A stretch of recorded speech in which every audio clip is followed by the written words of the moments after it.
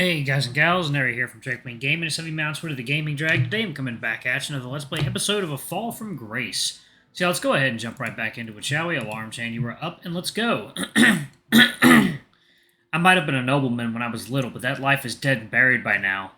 Moreover, I'd never spoken to a bandit until I met V again. Dining with all of you has been an incredibly eye-opening experience.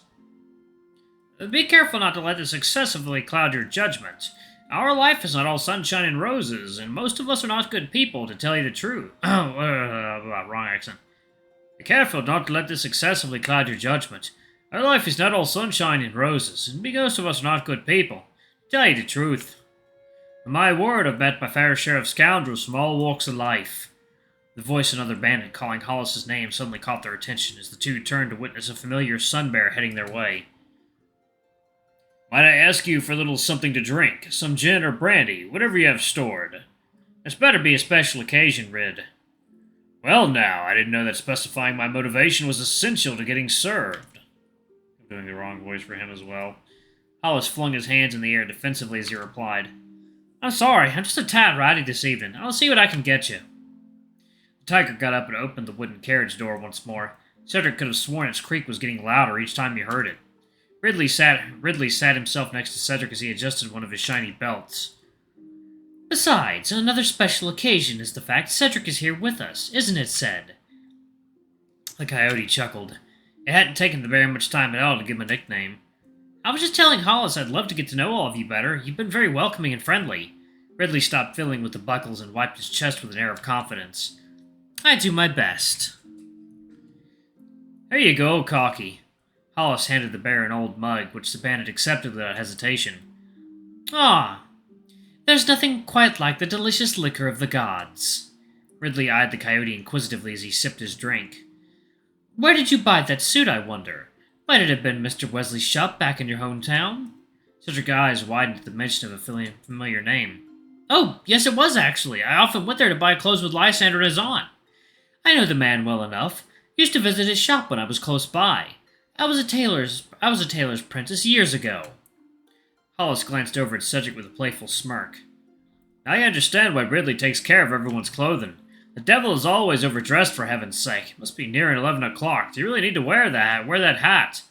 The hat stays on, Hollis. To be honest, I am very jealous of Ridley's look. A short pause followed as the bear drank from his mug.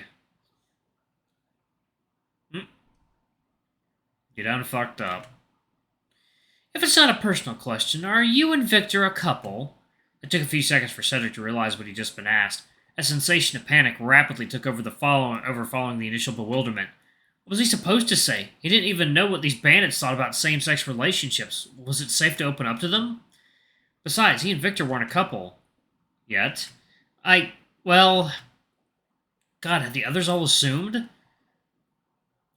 If it's not a personal question. I'm curious is all. Victor suddenly shows up with a handsome lad who used to be his childhood best friend. Don't tell me you weren't thinking the same thing.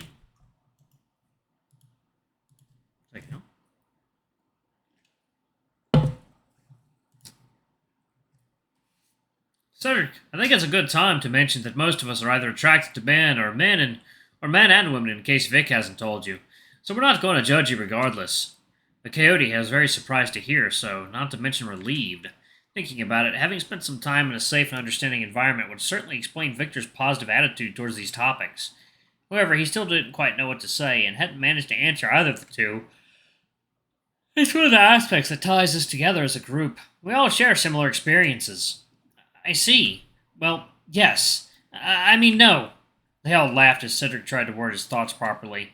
Yes, I prefer the company of men, but no, we're not in a relationship. We do rather fancy each other, though. The coyote began to grow red in the face after that statement. Oh, young love. Easy now, old man. Hollis lazily got up and stretched his arms. This old man has one last task to do this evening. It's been lovely chatting. Now, if you excuse me, I need to get set up. Need to go set up a tent for you, Cedric. A bandit's work is never done, eh? Hollis walked away and was quickly swallowed by the darkness surrounding the campfire. Cedric and Ridley sat together for a bit longer. There aren't enough Hollises in this world. As the bear took another sip of his drink, the coyote spoke with a more serious, pensive tone. Ridley, can I tell you something? Anything you like. You don't know how good it feels to know I can be completely open about myself here. Having to constantly hide a part of who I am is so exhausting, and it often seems like most people just don't get me anyway. But with you fellows, that thin veil is gone. I can just sit back, speak my mind, and forget about everything. Cedric felt Ridley's soft gloved hand touch his own. Actually, I do know how it feels, said. I'm sure I've had to hide more about myself than anyone else here. What do you mean? The bear crossed his legs and cleared his voice. Try to picture this. Suppose you know exactly who you are and how you want to be perceived, but due to the physical traits you were born with you are told you need to act, live, behave, and present differently. Sounds tough, no? Indeed. Cedric wondered where the bandit was going with such an example. Ridley clarified his point, having noticed the coyote's puzzled expression. It's what I had to go through during the first 20 years of my life, living a lie to keep everyone that mattered to me happy. I desperately needed to break free from that lie, but I knew it meant losing my family as well as a place I could call home. I did it. The few words I spoke had the power to alter my existence permanently. I lost everything. My only option to survive was turning to banditry.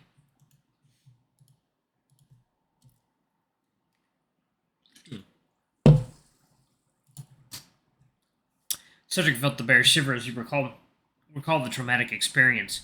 He tried to choose his words carefully, still a little unsure about what the bandit meant.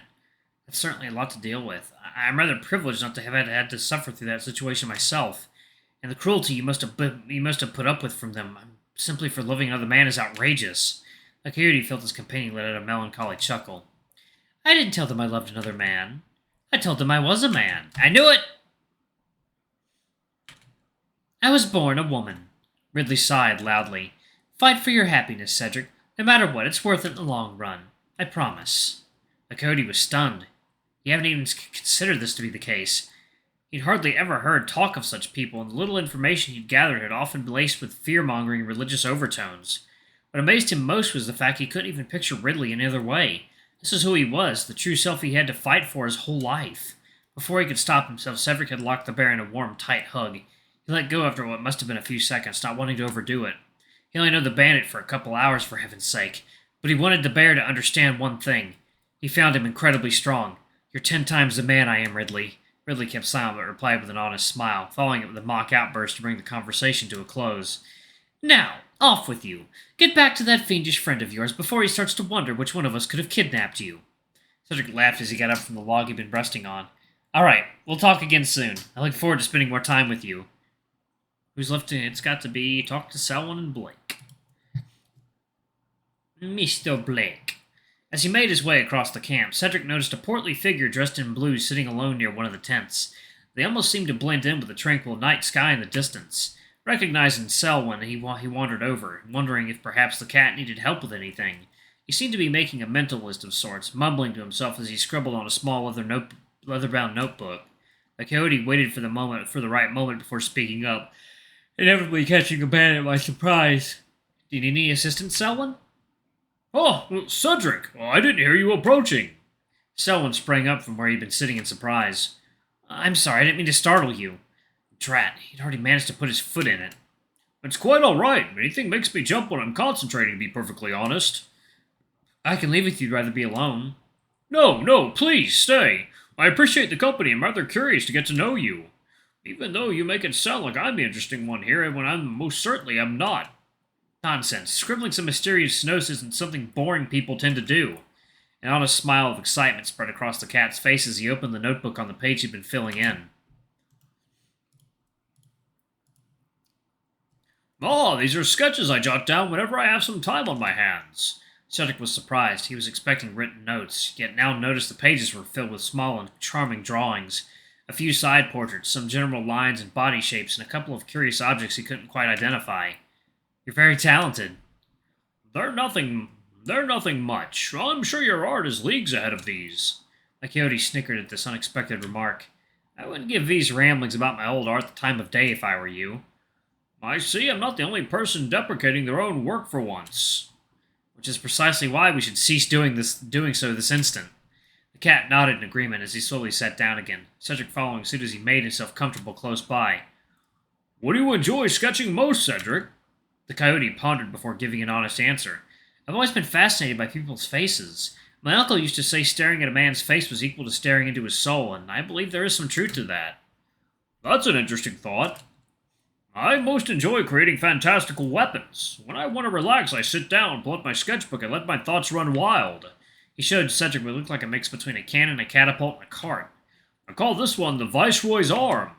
The coyote hesitated for a moment, trying to parse the meaning of this name, but finally failing to grasp it. Why such a name? Because it sounded cool. They both laughed. Oh, Selwyn, you're a goofball. When did you first start drawing? Ever since I was little. As all the other kids played, I spent my days dirtying all the paper I could get my hands on. I used to dream of a career in the arts. The cat's face grew solemn as he recalled past events. But that wasn't to be. I followed my parents' wishes and began to work as an accountant. Not the sort of trade for you, I suppose. Well, on the surface level, you'd think it suited me just fine, but I hated every minute.